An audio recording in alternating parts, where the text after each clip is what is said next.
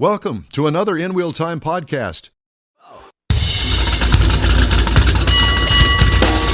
From the Sugar Shack Studios in Houston, Texas, USA, it's the In Wheel Time car talk show. Just ahead, Ford Mustang. No, it's wrong. What? We did that last week. Yeah. I obviously had some sort of brain hemorrhage at the moment that I was going to write that. Alex Kwanten, U.S. News and World Report, top trends shaping the automotive industry this year. Cool. I forgot to hit the save button. That's what it was. So we're going to talk to him. And also, we're going to have the cruise in and events calendars and some of the stories making automotive news headlines this week. I hope I get this right. Welcome to the In Wheel Time show, everybody. There's Mike Mars down there at the end. We always need more Jeff Zekin. I'm Don Armstrong, your mess-up man of the morning. Thank you so much for joining us. Designated. And let's get right on. Let's get right to it, shall we? It is Alex Kwanten. Good morning to you. Thank you very much for joining us. Hey, good morning. Thanks for having me, guys. Well, it's nice to see your studio. I love your 1970 Coronet on the wall. Thank you. I'm glad that you noticed that. You know, that's a very unique car, and people don't really. 1 year only. Yeah. And so, the front end of that is so unique. I had to get that. Well, at any rate, so let's talk about what's going on with U.S. News and U.S. News and World Report and the Autos Insight, January to June 2024. And you see, consumers prioritized value-oriented vehicle brands amidst the slowly stabilizing inflation. So let's talk about that. I keep seeing car prices continue to climb rapidly, but people can't afford the prices. $40,000 average price of a car these days, you got to be kidding me. And trying to find a $20,000 car is almost impossible. Yeah, it's if you haven't bought a car in maybe like 5 to 8 years, which is, sort of the typical span for people who aren't car people. Yep. You're going to come back and see that these MSRPs are way more than you thought they would be, and the price of sort of safety features and technology features means that increased MSRPs. But it's sort of a knock-on effect from the pandemic when, if you can only build so many cars, you're going to focus on the high level trims, and that's going to drive up MSRPs and certainly going to drive up transaction prices. And the prices have just never come down, at least not for new cars. The used cars have come down a little bit. But even there, because of the pandemic, there's this sort of still lingering supply issue, which means like people are really focused on value. Now, this report that we did, the U.S. News Insights report, basically it's a snapshot of what's been going on our site. Now, we offer advice to consumers on what car to buy and what we think we try to arm them with the best information we can give them for the purchase, but they're also able to shop for cars on our site. And periodically, we want to take a look at what they're doing, and that's what we did with this report. What we found is that a lot of people are shopping for midsize SUVs, or they're ending up shopping a compact SUV, probably because there's just like a price differential there, and they've also found what you can get out of a compact SUV today versus 10 years ago is a lot more space, a lot more features. They're not really having to compromise too much on that for the higher MSRPs. And I think basically this report is, a snapshot of people buying things that they can afford a little bit better and maybe getting a better value for what they're shopping for. Yeah, well, and certainly, I agree with you on all of that. And I also wanted to contribute this thought, and that was that, there was a big rush to build 3-row SUVs. And so they crammed in 3 rows into a midsize SUV, and it really wasn't the big hit that I think everybody thought it would be. I feel that maybe perhaps now that, who needs 3 rows? Unless you've got 5 kids, chances are you're not going to need 3 rows. Yeah, I get the size of the vehicle aspect of it, but still, and I think that, even the small or compact SUV is plenty for most people. Exactly. Don't you? Do you find that? Absolutely. Yeah. Yeah. I mean, some of the most searched vehicles on the site are like the Hyundai Palisade and the Kia Telluride. They're both 3 rows.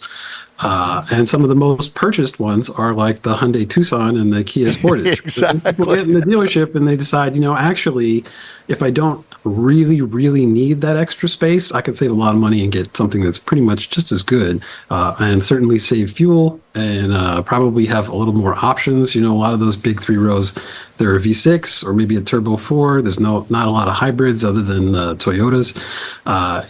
They basically are looking at it. I think maybe people's eyes are bigger than their stomach when they're researching, and then they figure out, I can get a lot for a little bit less. And the family unit is shrinking. People aren't having 4 and 5 kids. Exactly. Right. It's 2 at most, sometimes 3. That's unusual. We know a couple that's got 4 or 5 that we see every weekly, but they're unusual, and they just went through an exercise of getting a bigger car. The folks that we see at the restaurant. So that's a rarity. But the 3-row, I think, to your point and to Don's, is that we're not seeing them anymore because they're not filling them up. There's a reason for it. I think that they're sitting on the lots. So what in your estimation, that, and I know that's not really scientific per se, but your readers contribute to this, what is it that they are buying? Are they buying the compact SUVs? Even though they may search the big 3 rows, we all look at the Buick Electra 225, and then we wind up with the Skylark. We got that scenario. But so what is it that they're buying? I mean, is it the compacts? Is that where everybody's going to? Because I see a lot of them on the streets here in Houston. Yes, absolutely. That is where people are going. And it's funny, not only compact SUVs, but also compact cars. As manufacturers have beefed up crash structures. They've sort of enlarged models over time. Like what you get out of a compact SUV now, or even a compact car, is almost what you got out of like a midsize SUV in like the late 2000s, mid 2000s. Like when you step into a Hyundai Tucson, it has like 40 plus inches of rear seat legroom. I mean, it's a huge back seat. Relative to something like, let's say, like a Toyota Highlander from maybe 2008, you would find less room in that, and there's even a 3rd row jammed into that, like much smaller Highlander. It's funny though, there are people who really do need that 3rd row space, and we are seeing some interest from them, and they're trying to find the best value any way they can. A lot of people on our site shop for minivans, and there are also a bunch of sort of 3-row jumbo size SUVs, like crossover SUVs, that kind of fill the role of a minivan, but maybe don't have the minivan stigma. So people shopping for a Chevy Traverse and maybe Volkswagen Atlas, with really big 3rd rows, and they're trying to just figure out how to economize as best they can. One thing that we have seen, particularly with regard to the minivans, is they're interested in hybrids. You guys were just talking about gas prices. I mean, it's usually going to be a lower cost of ownership if you've got a hybrid and you can just save the fuel that way. Yep. And I think people just, they're looking for every possible consumer advantage. Well, and if you have the right scenario where you live and you're just a daily commuter that drives, 25, 30 miles to work every day like myself, and you've got a place to plug it in during the day, and you got a place, obviously, at the house at night, I think that may be something that you could look at now, because the price of electrics are coming down.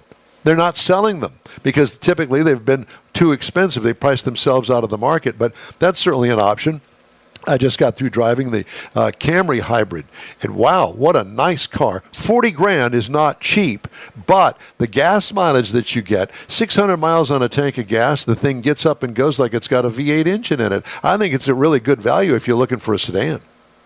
Oh yeah, absolutely. I mean, just the money you save in the long term. I mean, most people, we're car people, I think. So, I kind of get bored with my car after a couple of years. Yeah. I think most people, they'll keep their car for, 8 to 10 years or even more. The average age of used vehicles now is something like 12.5 years. Mine was 11. So, 11. Yeah. So people are really keeping their cars a long time. And if you buy a hybrid, the savings in the long run just outweigh that higher MSRP up front. I think the main challenge that people are dealing with is just, interest rates are finally coming down, but we're still seeing the after effects of high inflation. As you said, the MSRPs are really high.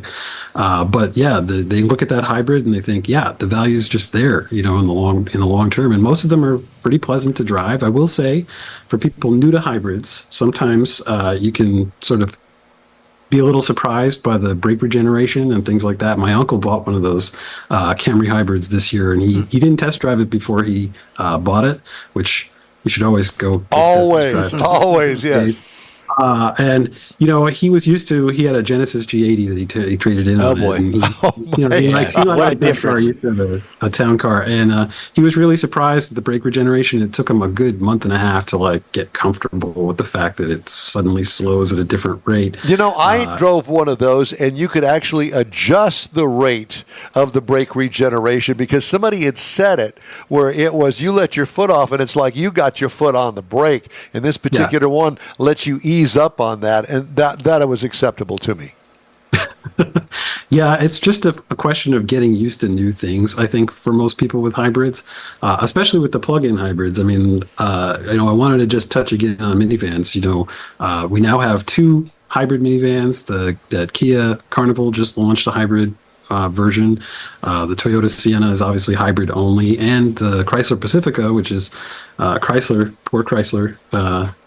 Keeping it alive with just that minivan. They have a plug-in hybrid, and if you are just commuting around town, as I think a lot of parents are, if you plug it in at night, you're going to save a lot of money in the long term. If you don't plug it in, you buy the hybrid anyway, you'll save some money, but it's not so great. I think it requires just learning a different mindset for some people. Right, you're not using it the way it was designed.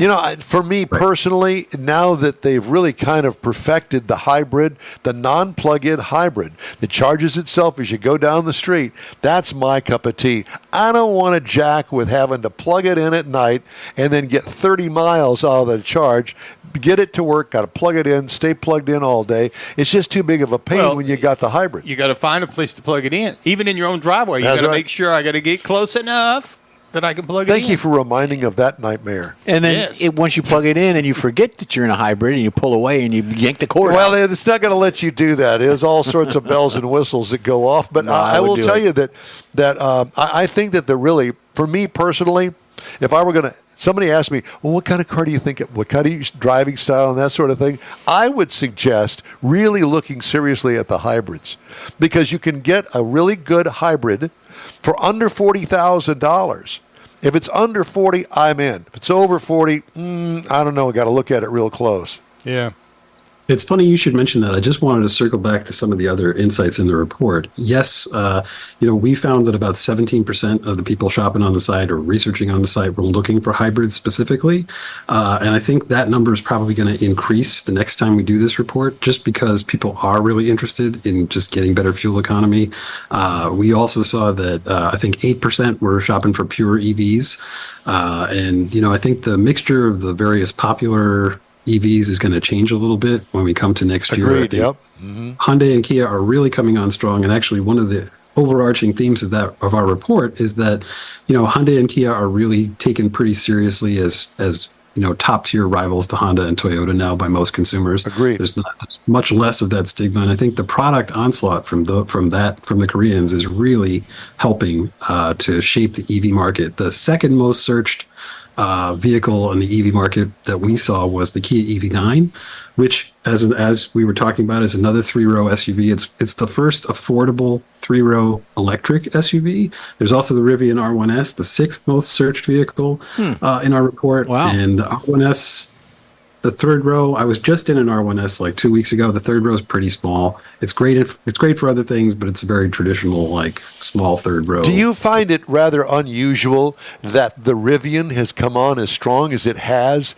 But because we had all given up on it because they kept teasing it. Here comes the Rivian, la, la, la, la, la. Can they build enough vehicles? And all of a sudden, boom, it's in your face. You start seeing them everywhere now.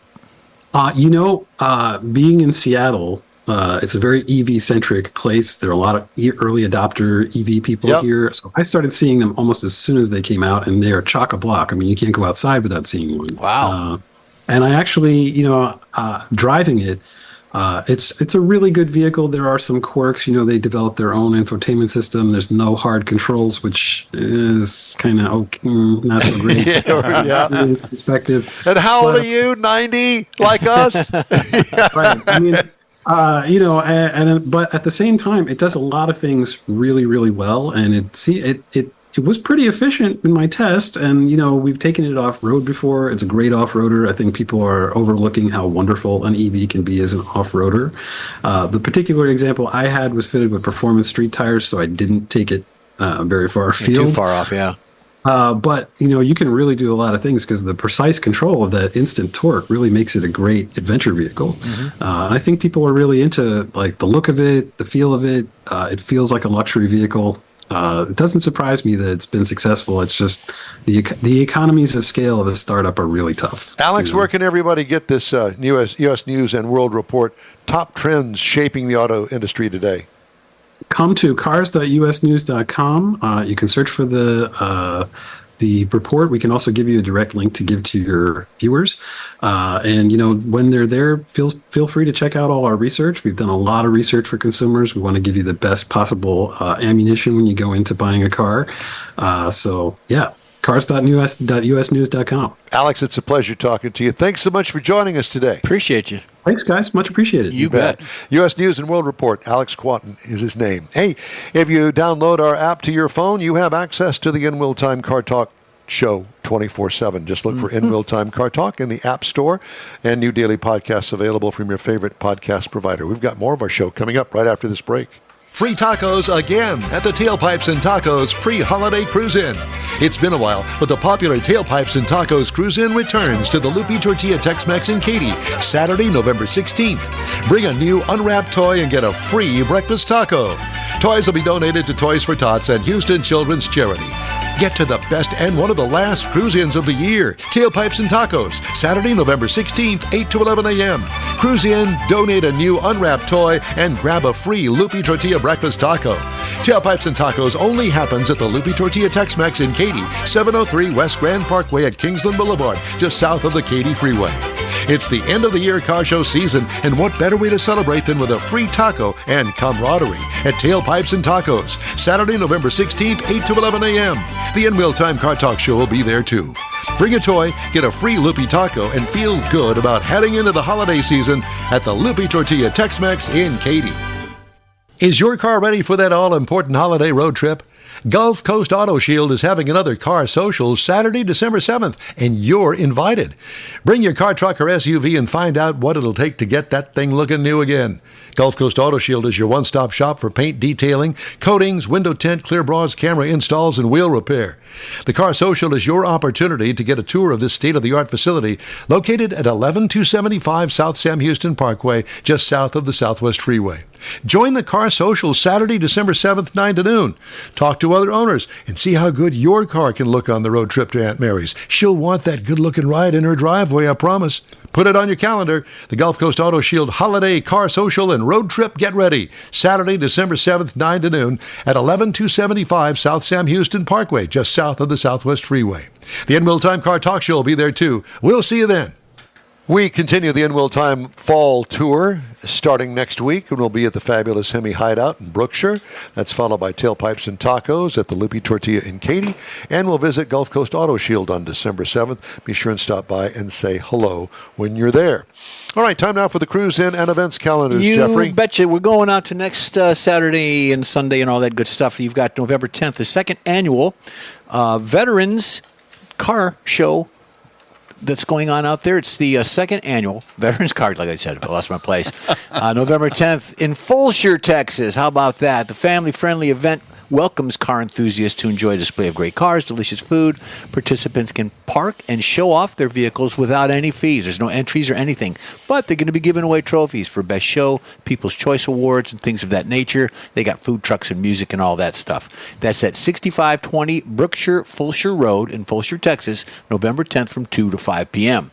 Then on Monday, November 11th, Veterans Day, the car show at Chick-fil-A in Fairmont Parkway, Mike. I know you're a big Chick-fil-A fan. Yeah, buddy. Car enthusiasts are invited to the car show at Fairmont Parkway. That's at 5104 Fairmont Parkway in Pasadena, Texas, November 11th from 6:30 p.m. to 8:30 p.m. You've got a lot of stuff going on there, 8-count meal sandwiches and things of that nature. A panel of judges will select a winner. You can get more information at the CFA Pasadena Car Shows and Cows event registration. You got to register to Cars and Cows? Cars and Cows, that's what they said. So go out there, check it out. It's for Veterans Day. Got to remember, it's Pasadena. Yep. Veterans Day. We love our veterans. Also, the Hemi Hideout, which Don's been talking about. We got commercials, tailpipes and tacos, and I challenge everybody at tailpipes and tacos. You bring in a toy and you get a taco. Unwrapped. Bring 10 toys and get 10 tacos. What's wrong with that? They're going to make them for you. If it's you're going to hungry. be great. If you're hungry, you can give them to us. We'll eat them. And then, of course, the Gulf Coast Auto Shield Social coming up as well. One thing I would like to mention, if I could steal a moment. You just did. Go If ahead. you have not voted, We're gonna everybody needs to go vote. Even if you're voting for the wrong person, everybody needs to go vote. Not everybody can vote in the world, and we can, and you need to take advantage of that privilege. You betcha. And if you've already voted, take someone that hasn't. That's right. Or vote again. If you're in Chicago. Or, yeah, could be. Cadillac. Or if you're dead. Cadillac will give its Lyric midsize electric crossover a performance boost next year. General Motors luxury brand said October 29th that the Lyric will get a high-performance variant under the V-Series sub-brand, arriving in early 2025 as a 26 model.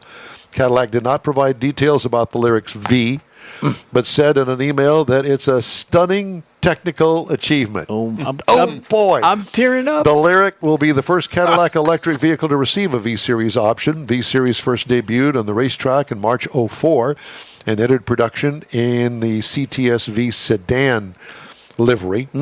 It also has been offered on the gasoline-powered CT4 and CT5 sedans, including Blackwing variants, and the Escalade full-size SUV. In August, Cadillac revealed the Opulent Velocity concept. Did you see that? No, I haven't. Opulent Velocity concept at the Monterey Car Week in California.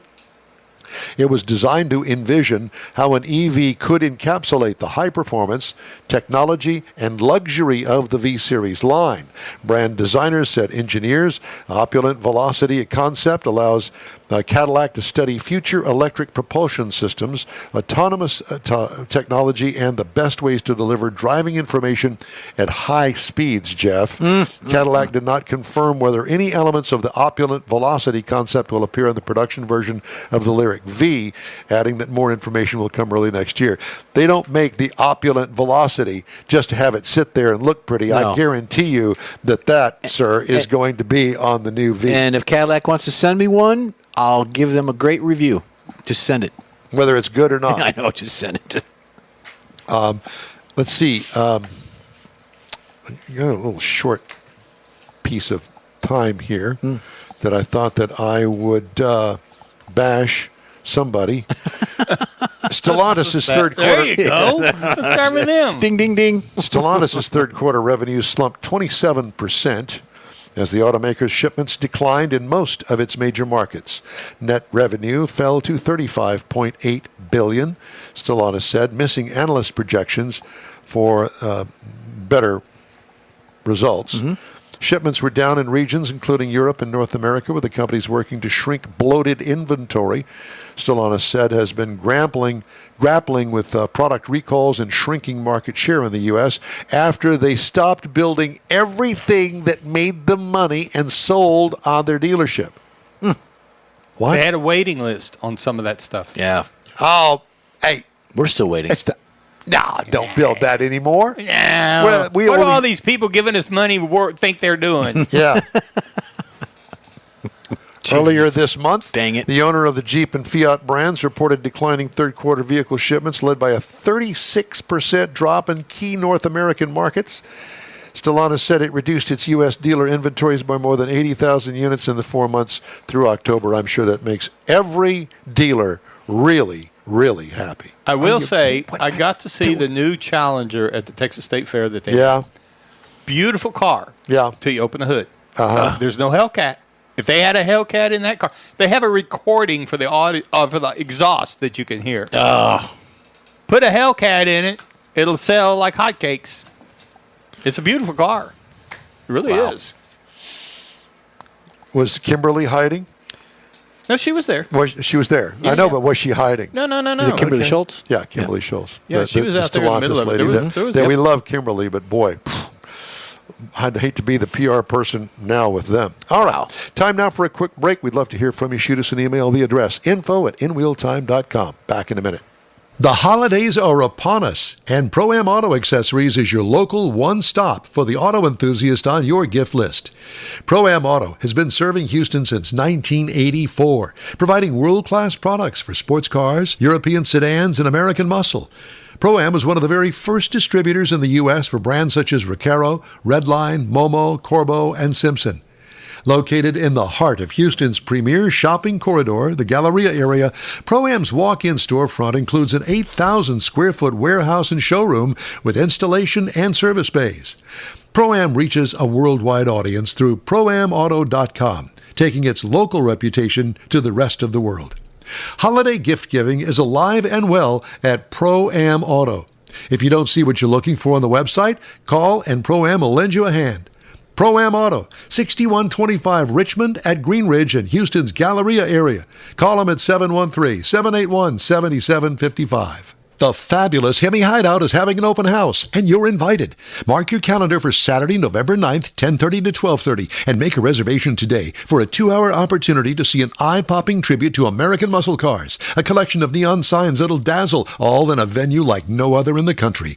Entry to this rare Hemi Hideout open house is by reservation only, 713-825-2555. The $10 cash donation per person is matched and given to Brookshire Charities. See you November 9th at the Hemi Hideout. In real time, will be there too.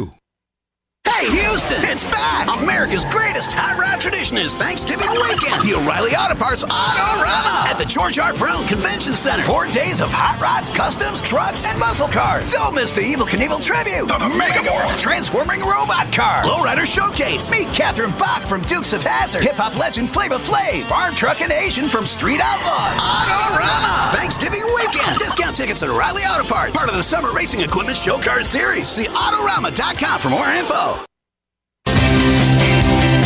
Well, that's all for this week's In Wheel Time Car Talk Show. Be sure and check out our website, inwheeltime.com. Jot us a note next time you're online. Our address is info@inwheeltime.com. Yippers. We like car pics. Send us some of your car with a description and any info you want to include, and we'll feature it on a future show. When you're looking for award-winning car talk, you can find the In Wheel Time Car Talk Show 24/7 on the iHeart. Saying that, I'm sorry. On the In Wheel Time app. Load it down today if you haven't already. Grab a podcast anytime from your favorite podcast provider. Look for us on Facebook, YouTube, and inwheeltime.com. The In Wheel Time video technical director is We Need More Jeff Zekins. For booking agents, video editor, and people finder, Mike Out of This World Mars, and chief engineer David Ainsley, I'm Don Armstrong. We hope you'll join us next week when we'll be at the fabulous Hemi Hideout in Brookshire, Texas.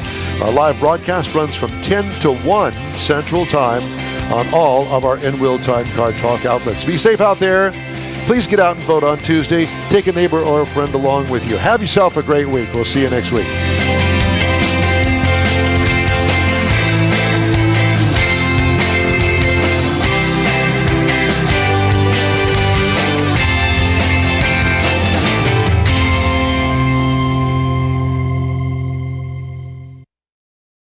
That's it for this podcast episode of the In Wheel Time Car Show. I'm Don Armstrong, inviting you to join us for our live show every Saturday morning on Facebook, YouTube, Twitch, and our InWheelTime.com website. Podcasts are available on Apple Podcasts, Spotify, Stitcher, iHeart Podcast, Podcast Addict, TuneIn, Pandora, and Amazon Music. Keep listening, and we'll see you soon.